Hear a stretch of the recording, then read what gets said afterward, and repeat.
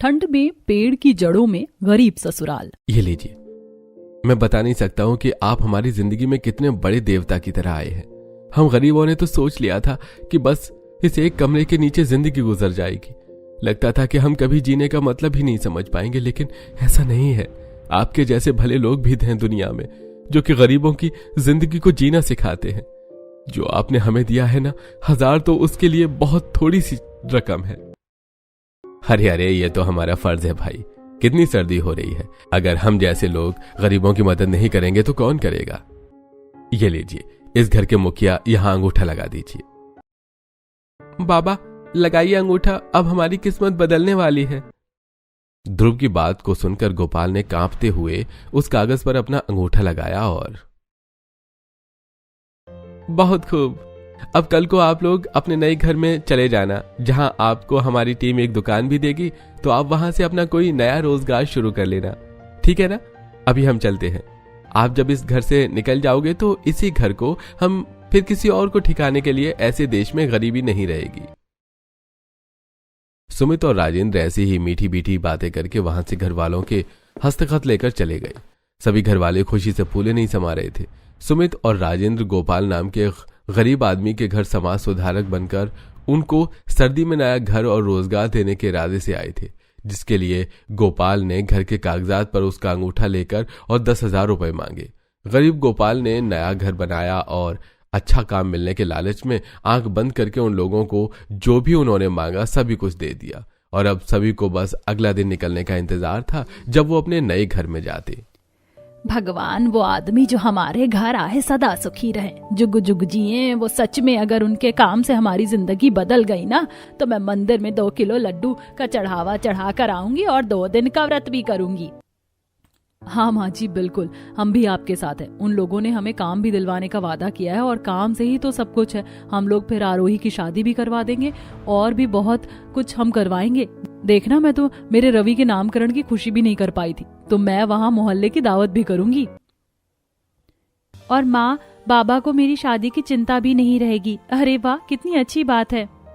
हाँ, सपने तो बहुत हैं, लेकिन बस सब कुछ अच्छे से हो जाए। सब कुछ अच्छे से ही होगा, आखिर इतने सगे से लोग जो मिल गए हैं हमें। सभी घर वाले ऐसे ही खुश होने लगे। सीधा सादा सा परिवार भी बस अगली सुबह आने का इंतजार करने लगा। देखते ही देखते अगला दिन भी आ गया और राजेंद्र और सुमित फिर से उनके घर को आ चुके थे। आपका घर अब जाने को बिल्कुल तैयार है। ये लीजिए, ये रही आपके घर की नई चाबी। जाइए और अपनी जगह में एंजॉय कीजिए। हाँ बेटा जी, वो सब तो सही है, लेकिन हमारा नया घर कहाँ है? आपने कुछ तो बताया ही नहीं। हाँ, खुशी खुशी में हम बताना भूल गए थे। यहाँ से आप यहीं पर मिले हुए शहर उजाला नगर चले जाना। वहाँ पर एक छोटा सा गांव है, उसका नाम है आकाश गंगा।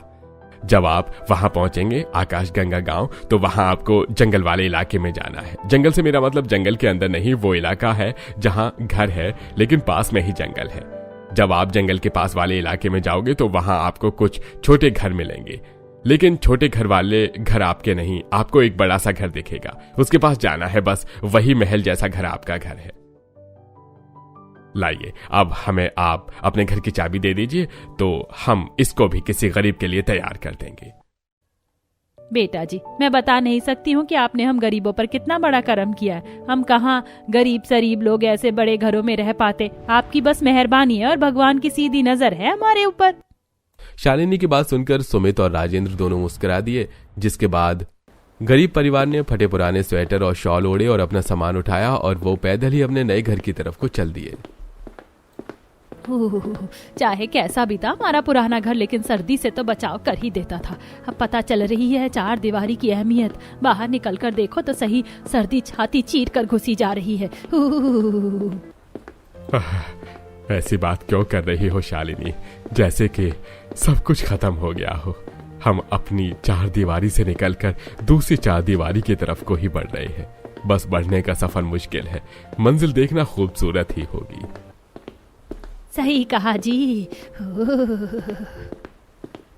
हाँ माँ जी, देखो कितना ज्यादा कोहरा हो रहा है। मैं तो ये सोच रही हूँ कि ये लोग जो सड़क पर हैं, ये यहाँ सामान कैसे बेच रहे हैं?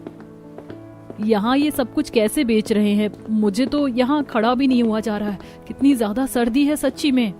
सर्दी है तो इनके पास गर्म कपड़े भी तो हैं बहू, कौन सा ये सामान ऐसे ही बेच रहे हैं। यहाँ देख, इन सभी ने कितनी गरम गरम जैकेट्स पहनी हुई हैं और हम सभी तो इन घिसे हुए फटे पुराने गर्म कपड़ों में हैं।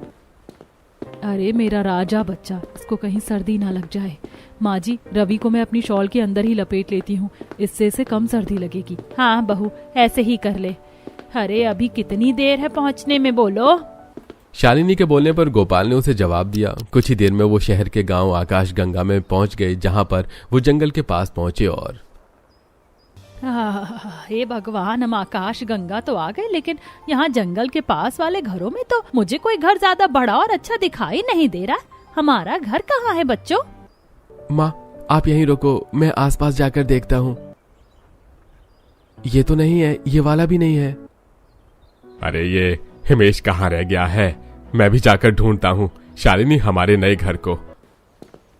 माँ, मुझे तो यहाँ पर कोई घर नहीं दिखाई दिया, अब हम क्या करें? अरे नहीं, कहीं ऐसा तो नहीं कि यहाँ कोई घर हो ही ना और हमें ठग लिया गया हो। मुझे तो डर लग रहा है। अब तो मुझे भी ऐसा ही लग रहा है भाभी, लेकिन हमें अच्छी उम्मीद रखनी चाहिए। हमें हमारा घर मिल जाएगा, आप चिंता ना करो। शिवानी और नीमा दोनों को अब घबराहट होने लगी थी। ऐसे ही काफी देर सभी ने सभी तरफ को अपना नया घर ढूंढा, लेकिन किसी को कुछ भी नहीं मिल पाया। ऐसे ही चलते चलते अब पूरा परिवार थककर एक जगह को खड़ा हुआ, ठंड में ठिठुर रहा था। कितनी सर्दी और कोहरा हो रहा है। ऐसी कौन सी जगह घर बना दिया है जो मिल ही नहीं रहा है? हे भगवान, अब तो सर्दी अंदर घुसी जा रही है। आप लोगों ने किसी को देखा क्या? किसी से आप पूछकर देखते कि यहाँ कोई घर बन रहा है क्या? सही कहा तूने बहू, हो भी तो सकता है कि किसी अलग सी जगह में ही बना हुआ हो। हजी किसी से मालूम तो कीजिए कि आखिर हमारा घर है कहाँ। शालिनी के बोलने पर अभी गोपाल पूछने को जा ही रहा था कि तभी वहां पर एक आदमी आया। देखने से वो पढ़ा लिखा और समझदार काफी लग रहा था। अरे बेटा रुको। हाँ जी बोलिए, आप लोग ऐसे क्यों खड़े हुए हैं? आपको तो कभी यहाँ नहीं देखा। वो बात वो थी जी, बताइए ना इसको, बच्चों को समझाओ। भाई साहब, यहाँ कोई समाज सुधारकों के द्वारा कोई घर बनवाया गया है क्या? वो सुमित और राजेंद्र जी हैं, वो ऐसे काम करते हैं। एक मिनट, आप किन की बात कर रहे हो? क्या वो कोई संस्था चलाते हैं? नहीं जी, ऐसा तो कुछ भी नहीं बताया। मुझे उन्होंने बताया कि वो कोई संस्था चलाते हैं। बस हमने तो उन्हें 10,000 रुपए दिए हैं और उन्होंने हमसे हमारे घर के कागज भी ले लिए। आप बताइए कि यहाँ कोई ऐसा घर बना है? आपने उन दोनों आदमियों को 10,000 रुपए दिए और वो भी मकान के कागज समेत? अरे आप पहले यह बताएं कि आप आए कहां से हैं और पूरी बात बताइए मुझे। अरे हाँ, हम फुरफुरी नगर से आए हैं और हम लोग तो यहाँ उन दोनों आदमियों के बोलने से ही आए थे। गोपाल ने नरेंद्र की पूरी बात बताई, जिसके बाद नरेंद्र ने सारी बात सुनने के बाद उनको बताया। अरे नहीं नहीं, आपने तो अपने हाथ से ही अपने ही पांव पर कुल्हाड़ी मार ली है। सच में इसको कहते हैं कहावत का सच होना। देखिए, आपके घर कोई आदमी आता है और कहता है कि हम आपको घर देंगे, रोजगार देंगे, आप हमें अपना ठिकाना दे दो, और आप दे देते हैं बिना उससे उसका नाम पता और संस्था का नाम पूछे। अरे बिना उससे ये पूछे कि उसके पास इतना पैसा कहां से आ रहा है जो वो दूसरों पर लुटा रहा है। मुझे कहते हुए अच्छा तो नहीं लग रहा है कि, लेकिन आपको ठग लिया गया है। ऐसे ही मासूमों को ठग कर ये लोग अपनी जिंदगी को अच्छा बनाते हैं। मगर अभी भी देरी नहीं हुई है, आप लोग पुलिस को अपनी सारी परेशानी बताइए और उसके बाद पुलिस आपकी मदद करेगी। नरेंद्र ऐसे बोलकर चला गया, लेकिन अब नरेंद्र के जाने के बाद पूरे परिवार को घबराहट हो गई। अब उन लोगों को समझ में नहीं आ रहा था कि वो सभी क्या करें। वो सभी ऐसे ही अब खड़े खड़े परेशान होने लगे। कम वक्त, सभी की ही अकल पर पत्थर गिर गए थे क्या, जो किसी को भी ये समझ नहीं आया ये लोग हमें ठग तो नहीं रहे। चलो मैं तो बुढ़िया हूँ और तुम्हारा बाप बुढ़ा है, लेकिन कम से कम तुम लोगों को तो आज के जमाने के हिसाब से ही सोचना चाहिए। माँ, आज के जमाने के हिसाब से तो हम जब होते ना, जब हम पढ़े लिखे होते, इसीलिए ही तो पढ़ाई बहुत ज्यादा ही जरूरी है। जिन आदमी से हम अभी टकराए वो अलग ही पढ़े लिखे नजर आ रहे थे और इसी वजह से उनको कितनी ज्यादा जानकारी थी। अगर हम में से कोई भी पढ़ा लिखा होता तो हम कभी भी ऐसे किसी की बातों में नहीं आते। हाँ, तो पढ़ाई लिखाई भी तो पैसों से ही होती है। बचपन से मेरे बच्चों ने गरीबी में आंखें खोली, इनको पढ़ाती लिखाती या इनसे घर को सहारा लगवाती। अब लेकिन मेरी ही कमी मुझ पर भारी पड़ गई जी। एक बार पुलिस में चलकर तो देखिए। अरे गधों जैसी बात मत करो शालिनी, पुलिस में जाकर हम क्या कहेंगे?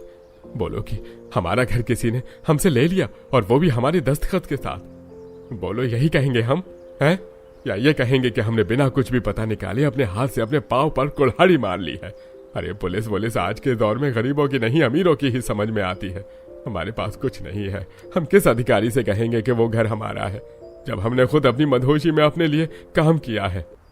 गोपाल की बात को सुनकर पूरा परिवार चुप हो गया। अब उनको कुछ भी समझ में नहीं आ रहा था, लेकिन फिर भी गोपाल ने एक बार अपनी किस्मत को आजमाने को सोचा।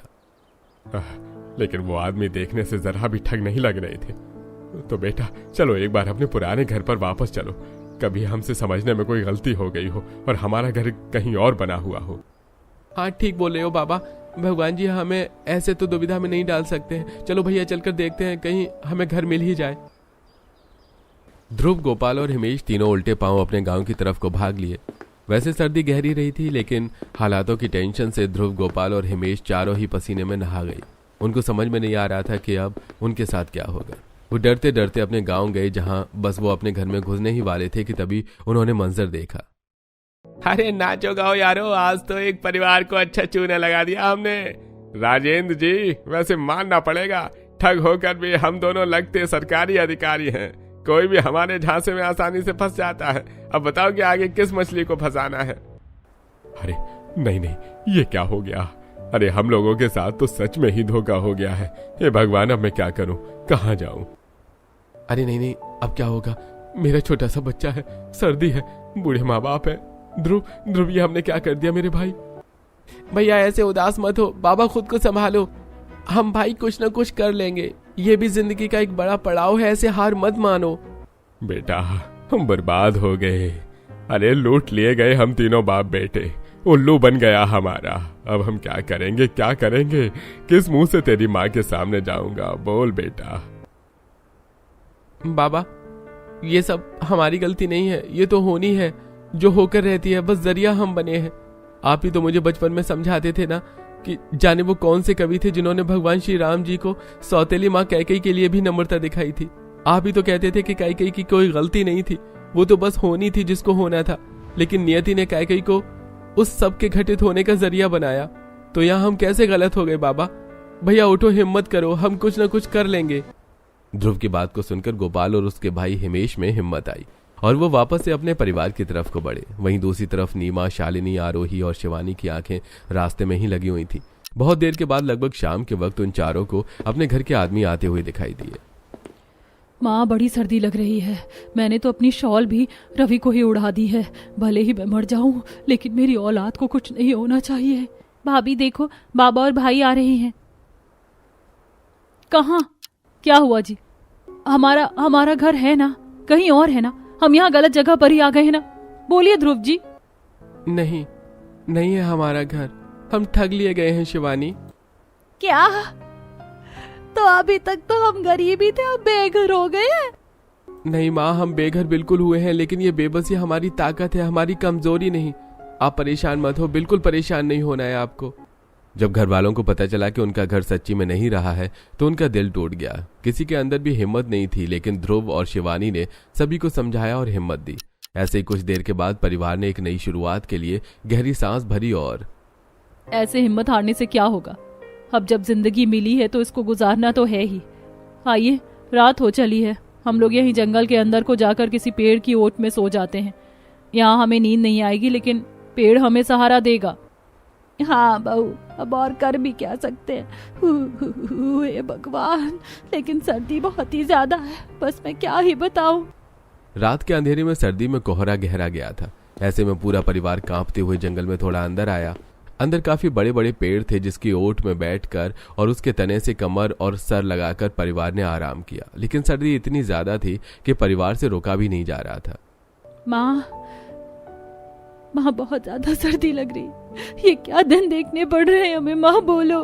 बेटा मैं क्या बताऊं, भगवान जी को गरीबों की परीक्षा लेने का कुछ ज्यादा ही शौक होता है। वो ऐसे ही गरीबों की परीक्षा लेते रहते, ऐसे ही हमारी भी अभी परीक्षा ही चल रही है। माँ, मुझे अपने पास को लेटा लो, मुझे बर्दाश्त नहीं होता। आरोही, तुम तो बड़ी हो, झेल सकती हो। अपने भतीजे का तो देखो, ये नन्ही सी जान कैसे सब कुछ झेल रही है। हाँ भाभी, अब तो एक दूसरे को देख कर ही हिम्मत मिलेगी। आरोही और बाकी सभी की हालत खराब थी। ऐसे ही बेचैनी में उन सभी की पूरी रात गुजरी और अब सुबह को उनकी थोड़ी सी धूप निकलने के बाद राहत महसूस हुई। लेकिन ये राहत जहनी तौर पर राहत नहीं थी। नया दिन नई चुनौतियों के साथ आया था और सभी का दिमाग खराब था। शालिनी, अब हम कहाँ जाएंगे रहने के लिए? कल की रात को कयामत की सी रात थी। ऐसा लग रहा था कि पता नहीं मैं कल सुबह का सूरज देख भी पाऊंगा या नहीं। लेकिन भगवान जी की नजर सीधी ही थी जो हम सभी सुबह को ठीक है, लेकिन अब और रात में ऐसे नहीं गुजार सकता हूँ। अजी आप ही क्या, कोई भी दोबारा वो सब नहीं झेलना चाहेगा। हाँ बच्चा, मेरा छोटा सा, देखो बाबू, वो रही, वो है गिलहरी। हाँ बेटा देखो, वो रही कट्टू गिलहरी। गिलहरी, गिलहरी आजा गिलहरी। बुलाओ, बुला लो गिलहरी को, कहो आजा गिलहरी। ओ गिलहरी चली गई अपने पेड़ वाले घर में। शू। माँ जी, वैसे देखा जाए तो जानवरों के पास भी अपना घर होता है, लेकिन क्या इनको सर्दी नहीं लगती है? बहू, इनको सर्दी क्यों लगेगी? पता भी है इनके ये बने हुए घर बहुत ज्यादा गर्म होते हैं। हमें ही तो देखकर ऐसा लगता है कि इनका पेड़ में घर है, लेकिन पेड़ अंदर से बहुत ज्यादा गर्म होता है। बदनसीब तो हम हैं जो इंसान होकर भी जानवरों से बदतर हालत में हैं। शालिनी की बात को सुनकर सभी का मुंह उतर गया, लेकिन उसके बाद से शिवानी को एक आइडिया आ गया था। माँ, आप बोल रही थी कि ये पेड़ अंदर से गर्म होते हैं और जानवर इनमें काफी अच्छे से रहते हैं, तो आप मुझे ये बताइए कि क्यों ना हम भी इन पेड़ों को अपना घर बनाएं? कैसे कैसे तू पेड़ को अपना घर बना लेगी? बोल बहू। माँ जी, जब जानवर अपने छोटे से दिमाग से अपना बसेरा बना लेते हैं तो हम तो बुद्धिमान इंसान हैं। अपने आसपास को देखिए, यहाँ कितने बड़े बड़े पेड़ पौधे हैं। अगर हम पेड़ के तने को काट कर इसमें अपना दरवाजा लगाएं और फिर नीचे की सीढ़ियां लगाकर हम पेड़ की जड़ में अपना घर बनाएं, जैसे कि ये जानवर बनाकर रहते हैं, तो इससे हम अपनी सर्दी को रोक सकते हैं। क्यों माँ जी? बहू, क्या समझदारी की बात बोली है तूने। हम जानवर नहीं है, इंसान है। सोच कर तो बात कर। ये क्या बात हुई? तू यूं ही कुछ भी बोले। इस पेड़ को क्या हम अपने नाखूनों से कुतरेंगे? माँ, अगर इंसान ठान लेना तो कुछ भी कर सकता है, और आपको ये बात माननी पड़ेगी कि ये सच है। ठीक है, तो मैं बताती हूँ आपको। हम यहाँ के लोगों से कुल्हाड़ी मांग लेंगे। गरीब बड़ा होता है, वो हमें औजार देने से मना नहीं करेंगे। अभी टेंशन ये नहीं है कि हम इसको खोदेंगे कैसे, टेंशन तो ये है कि आपको ये पेड़ की जड़ वाला घर बनवाना भी है कि नहीं। शिवानी की बात को सुनकर शालिनी और बाकी घर वाले कुछ देर को चुप हो गए। उनके पास घर नहीं था और मेहनत करने में कोई हर्ज भी नहीं थी, इसलिए उन्होंने मेहनत करने को जरूरी समझा। बस फिर क्या था, ध्रुव और हिमेश दोनों आसपास के घरों से कुल्हाड़ी मांग लाई और घर वालों ने अपने पेड़ घर पर काम करना शुरू कर दिया। सबसे पहले उन्होंने अपना घर बनाने को एक बड़ा सा पेड़ चुना। भाभी, ये पेड़ कैसा है? ये वाला अच्छा है ना?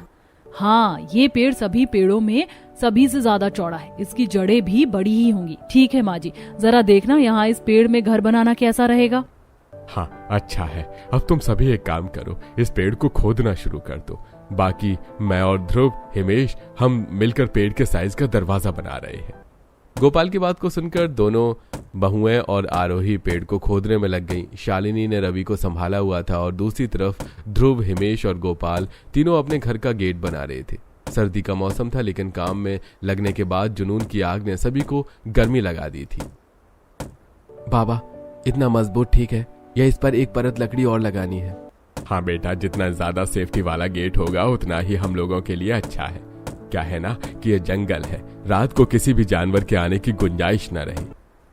ठीक है ध्रुव, इस पर 3 लकड़ी की परत को और टोकना है। गेट इतना मजबूत होना चाहिए कि लोहे का गेट भी कम पड़ जाए। हिमेश की बात को सुनकर ध्रुव ने और लकड़ी काटी और दोनों बाप बेटे उससे गेट को मजबूत करने लगे। ऐसे ही दूसरी तरफ। भाभी, देख रही हो, मेहनत करने से सर्दी में भी पसीना छूट रहा है सच्ची में। वैसे ये पेड़ खोदते खोदते काफी गर्म लग रहा है। सो जा मेरे राज दुलारे, मैंने तो बताया था तुम्हें कि अंदर से काफी गर्म होते हैं।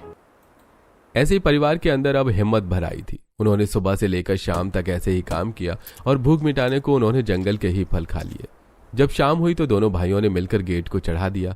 अभी घर तो नहीं बना था, लेकिन पेड़ का तना खुद झुक चुका था और अब वो किसी कमरे से कम नहीं लग रहा था। सभी रात हो जाने पर मोमबत्ती जलाकर उसके अंदर ही बैठे हुए थे। देख रहे हो, रवि 2 दिनों से सो नहीं रहा था क्योंकि इसको सर्दी लगती थी, लेकिन आज कैसे सो रहा है क्योंकि इस घर में बड़ी ही राहत है। राहत। सही में शिवानी, अगर तुम दिमाग न चलाती तो अभी भी शायद हम पिछली रात की तरह सर्दी में ही मर रहे होते। इसीलिए ही तो बिना कुछ किए कभी भी हार नहीं माननी चाहिए। हमें भी अब अच्छा और गर्म घर मिल ही गया, और अभी तो यहाँ थोड़ी सी सर्दी है भी, लेकिन जब हम कल को जड़ को खोदेंगे ना तो वहाँ जरा भी सर्दी नहीं होगी, क्योंकि वो जमीन के नीचे वाला हिस्सा होगा। काफी बड़ा पेड़ है, इसी से कमर लगाकर सो जाओ, सुबह को उठकर फिर से काम ही करना है। चलो सभी कुछ देर को आंखें मीच लो। ऐसे ही बातें करते हुए पूरा परिवार मोमबत्ती बुझाकर सो गया। ऐसे ही अगली सुबह होते ही फिर से सभी अपने पेड़ के घर के काम में ही लग गए। इस बार वो अंदर से पेड़ को खोद रहे थे। और आप लोग एक काम कीजिए, ऐसे अब आप हमारे साथ इस पेड़ को नहीं खुदवाइए। अच्छा, पेड़ को ना खुदवाएं तो और क्या करना है? हम इसे खोदते खोदते पेड़ की जड़ में जा रहे हैं, लेकिन यहाँ से निकलेंगे कैसे? इसीलिए ज्यादा नीचे जाने से पहले ही आप दोनों भाई ऊपर चले जाओ और सीढ़ी बना लो, जो हम नीचे का काम पूरा करके ऊपर आ सकें। अरे हाँ, ये तो हमारे दिमाग में आया ही नहीं था। ठीक है ध्रुव, तू ऊपर आ जा मेरे साथ, हम मिलकर लकड़ी की सीढ़ी बना देंगे। हिमेश और ध्रुव दोनों पेड़ के अंदर से ऊपर आ गए और लकड़ी की सीढ़ी बनाने लगे। तो वहीं दूसरी तरफ तीनों बहुएं और नंद मिलकर जड़ की खुदाई कर रही थी। भाभी, मुझे तो लगा था कि जड़ की खुदाई करना मुश्किल है, लेकिन यहाँ तो ये बहुत ही ज्यादा आसान है। जड़ तो पेड़ से काफी ज्यादा नरम है। हाँ, क्योंकि जड़ों में पानी होता है और ये बाहर नहीं होती, जिससे कि ये सूखती भी नहीं, इसीलिए कड़क नहीं नरम होती हैं। लेकिन नरम होने के बाद भी पेड़ को यही संभाले रहती है। जड़ ही अगर कमजोर हो तो पेड़ पेड़ नहीं कहला सकता है, क्योंकि वो खड़ा ही नहीं रहेगा। अरे वाह, तुम्हें तो बहुत ज्यादा ही जानकारी है शिवानी। भले ही तुम कभी स्कूल नहीं गई हो, लेकिन जानती तुम सब कुछ हो, मानो या ना मानो। क्यों नहीं मानूंगी, मैं तो मानूंगी। ऐसे ही हंसी मजाक करते हुए आज भी सभी ने काम किया और अब उनका पेड़ की जड़ों में घर बनकर तैयार हो चुका था। उन्होंने एक जड़ में जो बड़ी थी उसको अपना बेडरूम बनाया, एक जड़ को ऐसे ही उठने बैठने के हिसाब से तैयार किया और एक जड़ में उन्होंने अपना किचन बनाया।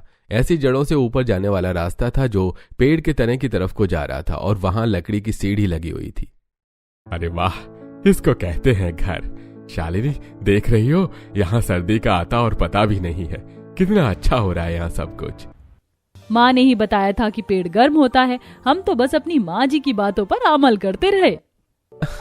हमने इस वक्त अपने स्वेटर को भी उतारा हुआ है, लेकिन अभी भी सर्दी नहीं लग रही है। मैं बाहर जाकर देखता हूँ कि बाहर के कैसे हाल हैं। ध्रुव ऐसे बोलकर बाहर गया, लेकिन बाहर जाते ही वो पूरा का पूरा कांप गया और जल्दी से वापस अपने घर के अंदर आया।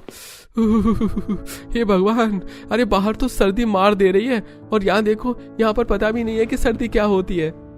और जा बाहर को सर्दी चेक करने, अब आ गया मजा। सभी शालिनी की बात पर हंसने लगे। सभी ने दिमाग चलाकर अपने लिए अच्छा ठिकाना बना लिया था। ऐसे ही फिर बातें करके वो सभी सो गए और आज की रात उन्हें जरा भी सर्दी नहीं लगी और वो सभी काफी आराम और मजे से सोए। ऐसे ही अगली सुबह, इसको कहते हैं सुकून की नींद सोना, मजा आ गया। क्यों बहू, अच्छी नींद आई ना? ये लो, अब तुम सभी नाश्ता कर लो, मैंने लाल चाय बना दी है। माँ जी, आप कब उठी?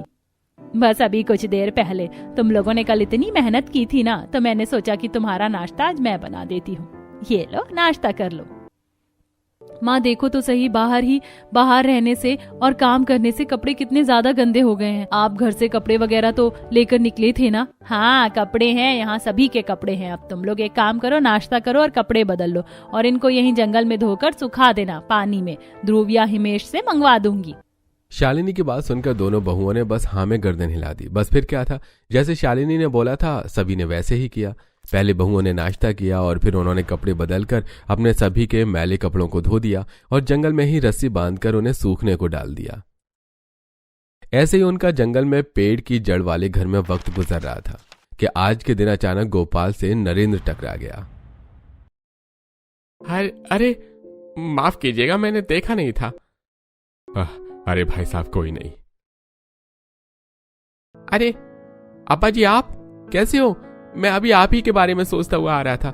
आपके मकान का क्या हुआ? अरे वो मकान तो हमसे छीन ही गया, लेकिन हाँ, हमने अब दूसरी जगह रहने का इंतजाम कर लिया है। अरे आपको अब ऐसी वैसी जगह पर रहने की जरूरत नहीं है। सरकारी योजना चल रही है जिसमें सरकार गरीबों को घर देती है और कुछ पैसे भी दे रही है जिससे वो अपना कोई काम कर लें। अरे ना ना ना ना, मेरे बच्चे, अब तो इन योजनाओं से मुझे डर लगने लग गया है, माफ कर दो। अरे मैं जानता हूँ कि आपको कैसा लग रहा होगा, लेकिन एक झटका दो बार तो नहीं लग सकता है ना। आप मेरी बात को तो सुनो। अरे तुम तो मुझे भले ही लगते हो। जाओ आओ, तुम्हें अपने घर ले चलता हूँ, वहां चाय पीते हुए मुझे बताना। गोपाल ऐसे बोलकर नरेंद्र को अपने घर ले आया, जहां नरेंद्र को सभी ने चाय बनाकर दी और नरेंद्र ने उनको सरकारी योजना के बारे में बताया। देखिए, मैं कोई हवा में तीर नहीं चला रहा हूं, जो देश भर में चल रहा है वो बता रहा हूं। आप जरूरतमंद हो और आपके लिए आपको कुछ देना नहीं है, तो एक बार आप ट्राई तो करके देखो। ठीक है भाई, मैं तुझे अपना छोटा भाई समझकर तुझ पर भरोसा कर रहा हूं, इसको टूटने नहीं देना, जो भी करना है वो तू करवा देना। अरे हाँ हाँ, बिल्कुल मैं करवा दूंगा। अगर घर मिल गया नहीं तो आपके पास से कुछ जाएगा नहीं। और अभी तो ये पेड़ की जड़ वाला घर अच्छा है, लेकिन आगे को गर्मी में ये समझो आग का दरिया बन जाएगा, इसलिए यहाँ रहना सही नहीं रहेगा। नरेंद्र की बात को सुनकर सभी को उसकी बात समझ आ गई। बस फिर क्या था, उसी दिन नरेंद्र ने गरीब परिवार को घर दिलवाने को सरकारी अपील डाल दी। नरेंद्र पढ़ा लिखा था और वो सरकारी कामों को जानता भी था, इसलिए उसके जरिए से काम आसान हो ही गया। ऐसे ही 1 महीना गुजर गया और अब गरीब परिवार को सरकार की तरफ से पक्का मकान और काम करने को पैसे भी मिल चुके थे। आज के दिन गरीब परिवार अपने घर में जा रहा था। भले ही हम यहाँ से जा रहे हैं, हमें पक्का मकान मिल गया है, लेकिन ये घर हमारी जान थी, है और रहेगा। हम अगली सर्दी फिर से यहाँ आएंगे, तब तक के लिए अलविदा हमारे घर। सभी का दिल अपना पेड़ की जड़ वाला घर छोड़कर भर आया था। बस फिर क्या था, उन्होंने अपना पेड़ घर बंद किया और वो नए घर में रहने लगते हैं।